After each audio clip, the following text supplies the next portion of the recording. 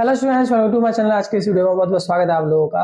आज के इस वीडियो के अंदर मैं आपके सामने डिस्कस करने वाला हूं ग्रेविटेशनल पोटेंशियल क्या होता है और वो बनता कैसे और वो वर्क कैसे करता है, इसके बारे में हम इस वीडियो में डिस्कस करेंगे। तो प्लीज वीडियो को पूरा देखिएगा, सब्सक्राइब करना और लाइक करना और शेयर करना मत भूलना। चलिए शुरू करते हैं हमारा टॉपिक ग्रेविटेशनल पोटेंशियल। तो देखो, ग्रेविटेशनल पोटेंशियल एक्चुअल में क्या होता है उसको जरा ढंग से समझते हैं। देखो, एक चीज हमेशा याद रखना, आपको मैं एक चीज कहना चाहता हूं। हम जो ग्रेविटी के अंदर पढ़ रहे हैं ना, सेम टू सेम हम 12th क्लास के अंदर जब हम इलेक्ट्रोस्टैटिक्स पढ़ेंगे, ये जितनी चीजें हम यहाँ पर ग्रेविटी के लिए कर रहे हैं वहां पर इलेक्ट्रोस्टैटिक्स में भी एज इट इज वो चीजें करेंगे, चाहे वो फील्ड हो, चाहे वो पोटेंशियल हो, चाहे वो काइनेटिक एनर्जी हो, सब कुछ लगभग सेम ही है। ठीक है, तो इन चीजों को अच्छे से समझ लीजिए ताकि हम जब 12th का स्टार्ट करें तब हमारे लिए वो बहुत ज्यादा ईजी पड़ जाए।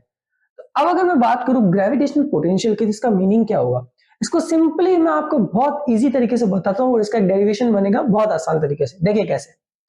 मान लेते हैं कहीं इंफिनिटी पर एक मास है m, इंफिनिटी पर एक मास है m, ओके, स्मॉल m लिया हमने, और यहां पर एक बड़ा मास है कैपिटल M, ओके, ठीक है भाई। अब इस बड़े मास की एक फील्ड होगी, जाहिर सी बात है एक फील्ड होगी, और मान लेते हैं यहां पर एक पॉइंट P है जो कि r डिस्टेंस पर है। ठीक है, अब मैं यहां कुछ बातें बताऊंगा जो बहुत ही ज्यादा स्पेसिफिक है और उनको आपको याद रखना है। इंफिनिटी पर पोटेंशियल जीरो होता है, प्लस इंफिनिटी पर पोटेंशियल मैक्सिमम होता है। सर जीरो और मैक्सिमम दोनों ही कैसे, ये बताना है। ठीक है, देखो आराम से बताता हूं मैं आपको कैसे होगा, वो समझ लिएगा। इंफिनिटी पर पोटेंशियल जीरो होगा और इंफिनिटी पर पोटेंशियल मैक्सिमम होगा। अब वो कैसे हुआ वो आपको पता चलेगा जब हम डेरिवेट करेंगे, तब आपको वहां पर रीजन पता चलेगा कि वो इंफिनिटी पर जीरो होने के बावजूद भी पोटेंशियल मैक्सिमम कैसे हुआ। तो चलिए सबसे पहले हम अपना फॉर्मूला डिराइव करते हैं। अब होगा क्या, मैं यहां पर एक छोटी सी फोर्स देना चाहता हूं, छोटी सी कोई मैंने एक फोर्स दी, उस फोर्स की वजह से ये एम मास मेरा उठकर आया यहां पर, इंफिनिटी से कहां तक आया, इस पी पॉइंट तक। कितनी डिस्टेंस पर है ये, आर। ठीक है, अब हमने क्या किया जरा ढंग से समझिए। इस मास पे फोर्स दी, फोर्स देने से डिस्प्लेसमेंट हुआ, दैट्स मीन इस मास को यहां तक लाने में हमने वर्क किया। क्या किया, वर्क किया। अब इस मास को यहां तक लाने में हमने जो वर्क किया है उसको हम कैलकुलेट करेंगे, जिससे कि हमारे पास में ग्रेविटेशनल पोटेंशियल आ जाएगा। तो मेरा जो ग्रेविटेशन पोटेंशियल का जो फॉर्मूला होता है वो होता है work done by unit mass या work done by mass. Okay, चलो अब इस चीज को जरा समझते हैं अपनी सुविधा के लिए, आपकी और मेरी सुविधा के लिए। मैं यहां पर एक चीज और कर लूंगा, और नहीं भी करोगे तो भी चलेगा, उसमें कोई दिक्कत नहीं। ठीक है, तो चलिए इसको रहने देते हैं। जैसे अपनी सुविधा के लिए यहाँ स्मॉल m बराबर 1 भी मान सकते हैं आप। ठीक है, जिससे कि आपका यूनिट मास, अगर आपकी ज्यादातर बुक्स के अंदर जो डेफिनेशंस दी होती है ना, उसमें वो ये कहते हैं कि हम यूनिट मास को इंफिनिटी से किसी p पॉइंट तक लेकर आ रहे हैं, तो वहां m बराबर 1 ले लेते हैं। तो अपनी सुविधा के लिए आप m बराबर 1 भी ले सकते हो, लेकिन फॉर्मूला वही डिराइव होगा जो हम m के साथ में रखेंगे। अब हम वही काम करेंगे जो हमने अभी तक किया है। हमने क्या किया भाई, हमने किया वर्क डन। क्या किया, वर्क डन। कैसा वर्क डन किया, हमने किया कि भाई इस मास पर फोर्स लगाई, उसकी वजह से उसमें हुआ डिस्प्लेसमेंट, और हम उसको लेके आए इंफिनिटी से कहां तक, आर तक। बिल्कुल सही है। चलो अब आप और मैं दोनों जानते हैं कि इस पर फोर्स लगेगा G M M upon R square. ठीक है सर, बिल्कुल सही है।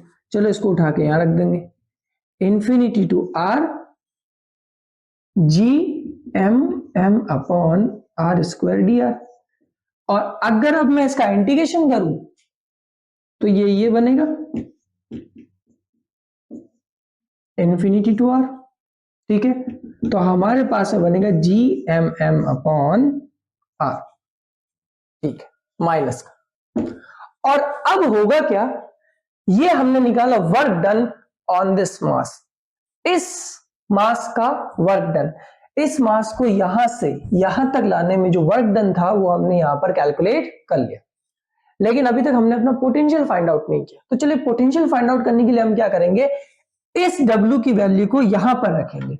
सो V equals to minus G M M R और नीचे एक स्मॉल m से m कैंसल, तो हमारे पास यहां बचा माइनस का gm बाई आर।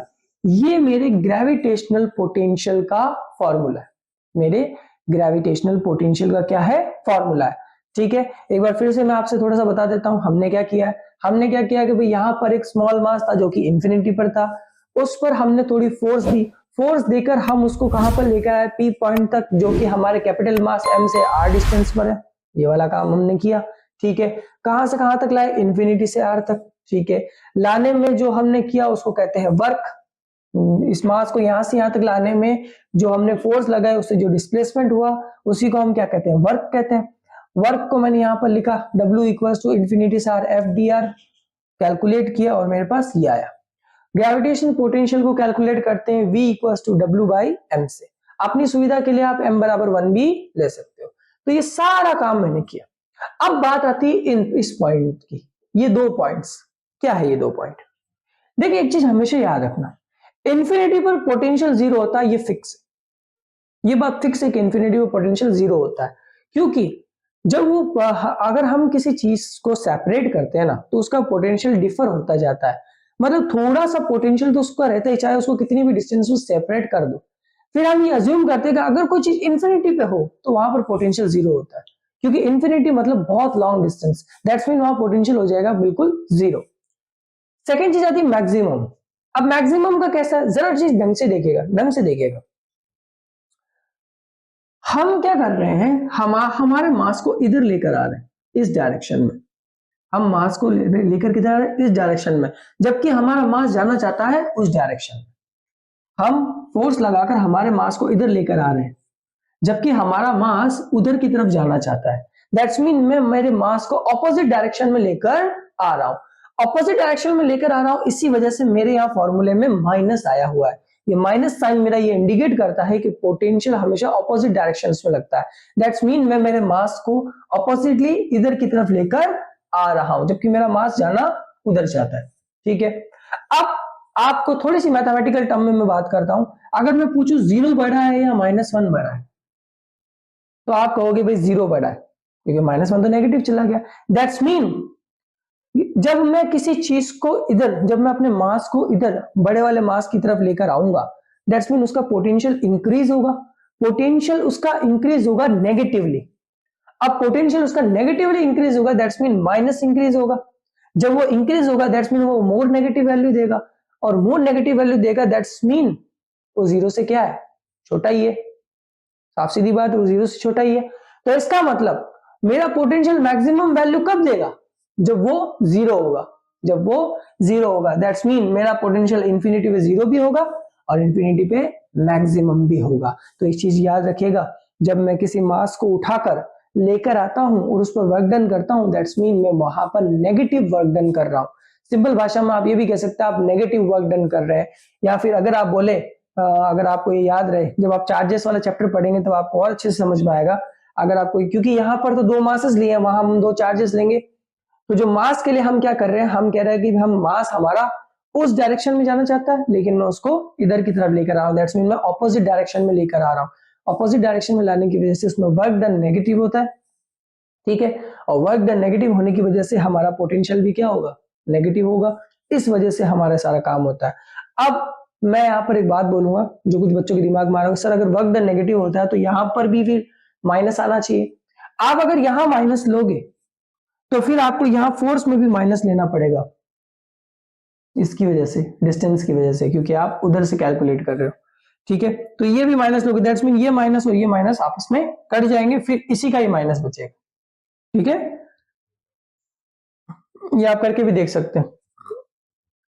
तो ये मेरा पूरा ग्रेविटेशन पोटेंशियल था। और ये दो कंडीशंस याद रखिएगा, क्वेश्चन आ सकता है कि हमारा पोटेंशियल मैक्सिमम कब होता है, तो आपको ये रखना है कि हमारा पोटेंशियल मैक्सिमम होता है इंफिनिटी पर। और अगर पूछ ले इंफिनिटी पर पोटेंशियल कितना होता है, तो जीरो होता है। ठीक है, ये चीज मुझे बतानी थी तो ये मैंने आपको बता दी। अब मैं कुछ चीजें, कुछ फॉर्मूलाज हम डिराइव करेंगे, थोड़े से छोटे मोटे हैं वो वाले। चले देखिए, अब अगर मैं बात करूं सीधी सीधी, मान लेते हैं मेरे पास 2 पॉइंट्स है ए और बी। अगर इस एक मास को ए पॉइंट से बी पॉइंट तक लाने में जो मैं वर्क डन करूंगा, ठीक है, वो होगा मेरा VB minus VA W by M, या फिर वो होगा work done A to B M VB minus V। ठीक है, ये फॉर्मूला बहुत इंपॉर्टेंट है। इस फॉर्मूले की मदद से हम डायरेक्टली सॉल्व कर सकते हैं उन क्वेश्चंस को जिनमें हमसे वर्क डन पूछा हो। ठीक है, क्या कर रहे हैं, एक मास को ए से बी तक ले जाने में जो वर्क डन होता है उसको इस तरीके से रिप्रेजेंट करते हैं VB माइनस V। ठीक है, हाँ, अब आप अगर इसको वो वाली बात के साथ वर्क डन तो माइनस में होता है, माइनस लिखिए, तो फिर इसको ऐसे लिखना पड़ेगा VA माइनस VB, फिर वो ऐसे लिखेंगे माइनस में। क्यों? क्योंकि ए से बी तक ला रहा है, ठीक है, तो माइनस में वर्क डन होता है, तो माइनस में, और मुझे क्या चाहिए, माइनस में मुझे थोड़ा ऑड लगता है, इसलिए मैंने इसको प्लस में चेंज कर लिया मैथमेटिकली, VB माइनस VA लिख के ये इस वाली फॉर्म में कन्वर्ट कर लिया। ठीक है, चलो, ये दो चीजें मुझे आपको बतानी थी। अब मैं आपके सामने एक फॉर्मूला और रख रहा हूं, जरा उसको भी याद रखिएगा। एक मेरा फॉर्मूला होता है E equals to minus DV by DR। ये हमारा रिलेशन है, ग्रेविटेशनल फील्ड और पोटेंशियल के बीच का रिलेशन है हमारा, तो ये याद रखिएगा। इसको ऐसे भी लिखते हैं dV इक्वल्स टू EDR।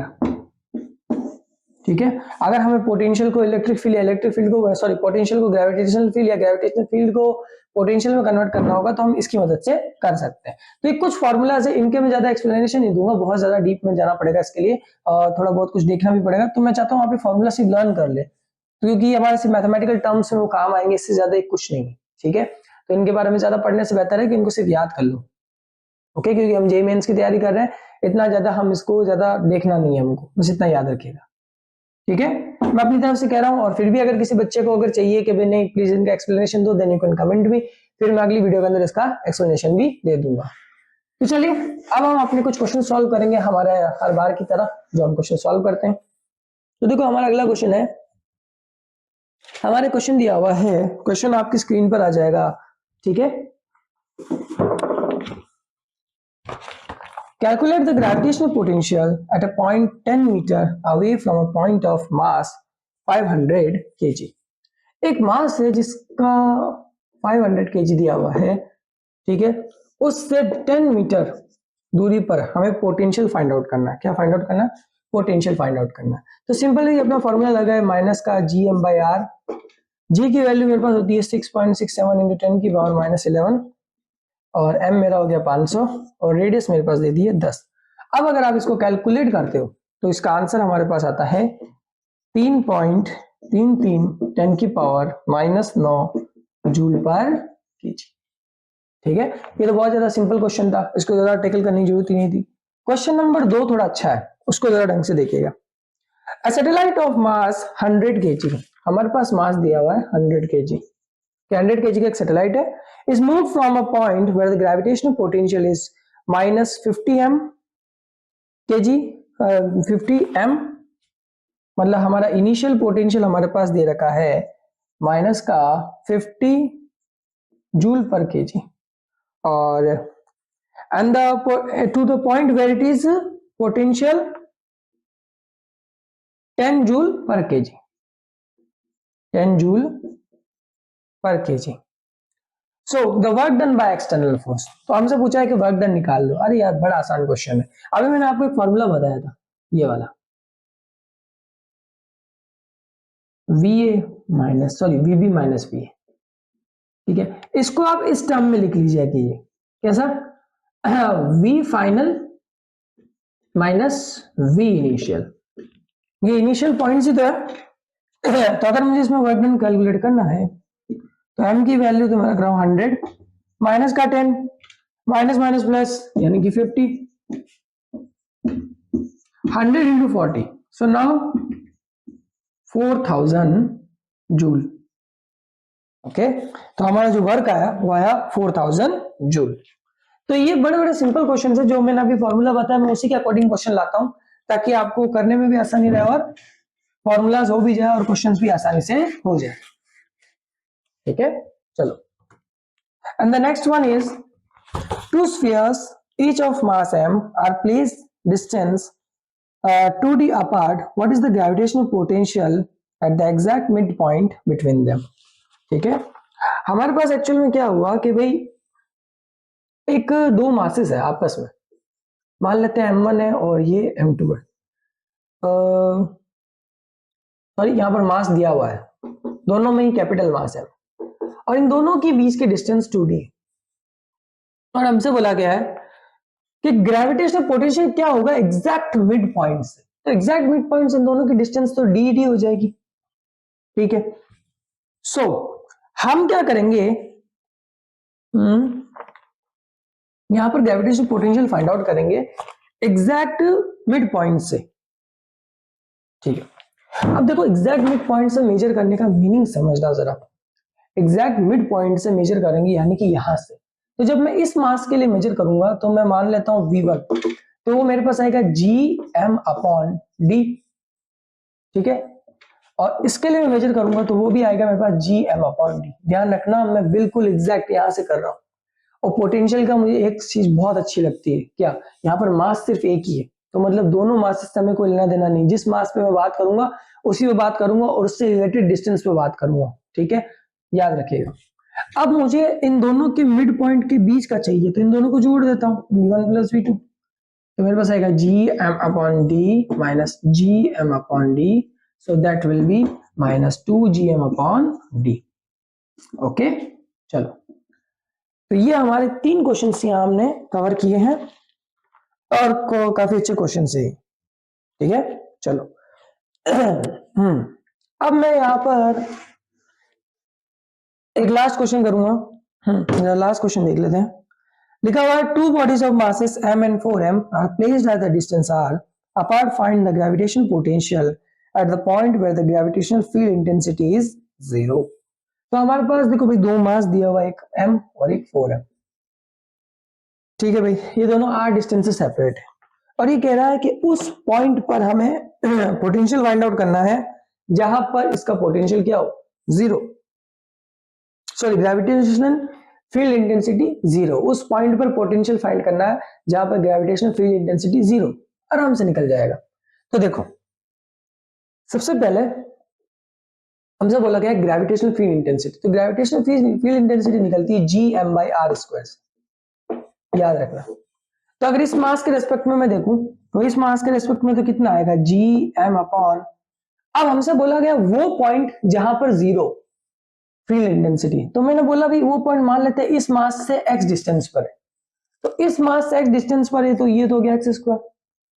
ठीक है, तो मतलब ये मैं अपना G1 बराबर ये मान लेता हूं और उसके बाद मैं इस पॉइंट से देखूंगा तो G4m अपॉन ये मेरा आ जाएगा r - x का होल स्क्वायर, बिल्कुल आ जाएगा। ठीक है सर, आ गया। अब हमसे बोला वो पॉइंट जहां पर gravitational field intensity 0, that's mean ये दोनों ही बराबर हो जाएंगे, ये भी 0 ये भी 0, दैट्स मीन ये दोनों बराबर। तो मैं यहां पर रखता हूं तो Gm/x² G4m upon r - x²। तो Gm से Gm कैंसल, दोनों तरफ अगर अंडर रूट ले तो 1/x = 2/r - x। r - x को इधर भेजा और 2x को मैंने इधर भेजा, और अगर मैं इसको इधर रखता हूं तो ये मेरे पास आएगा माइनस का ये 3 हो जाएगा, तो ये आएगा मेरे पास r/3। तो x बराबर r/3 पे हमारा जो ग्रेविटेशनल इंटेंसिटी होगा ना वो 0 हो जाएगी। अब बात तो हमने कर ली, लेकिन हमें पोटेंशियल भी चाहिए, तो पोटेंशियल के लिए टोटल पोटेंशियल निकालेंगे V = V1 + V2। मैं डायरेक्ट ही कर रहा हूं, तो आएगा माइनस का Gm अपॉन, इसके लिए तो आएगा कितना r²। ठीक है, सॉरी इसके लिए तो आएगा x², x, इसके लिए तो x ही आएगा ना, क्योंकि हमने यहाँ पर उस पॉइंट पे निकाल रहे हैं जहां पर हमारी फील्ड 0 है। चलो, और इस पॉइंट पे कितना आएगा, r - x। कुछ नहीं करना है, अभी हमने x की वैल्यू फाइंड आउट की है, वो उठा के रख दो। तो x की वैल्यू हमने फाइंड आउट की, that mean G M R by 3 minus G M R minus R by 3 total. अगर इसको ढंग से मैं सॉल्यूशन दूंगा तो इसका आंसर आएगा माइनस का 9 जी एम अपॉन आर। तो हमारा पोटेंशियल आ गया है माइनस का 9 जी एम अपॉन आर। एक मोस्ट इंपॉर्टेंट बात मैं यहाँ पर बोल के जाऊंगा, अगर कोई जेई मेंस का कभी एग्जाम देने जा रहा है तो एक बात हमेशा याद रखना, पोटेंशियल हमेशा नेगेटिव में होता है। अगर मान लो आपको कुछ नहीं भी आ रहा हो तो बस इतना याद रखना, अगर आपके पास 4 ऑप्शन हो और उसमें अगर बाई चांस आपको पॉजिटिव आंसर्स दिख जाए तो याद रखना पोटेंशियल हमेशा नेगेटिव में ही होता है। तो आप वहां पे उसको ऐसे भी फाइंड आउट कर सकते हैं कि भाई हाँ ये पोटेंशियल इसमें होता है तो मैं इसको ऐसे कर सकता हूँ। ओके, तो चलिए आई होप सो आपको समझ में आया होगा।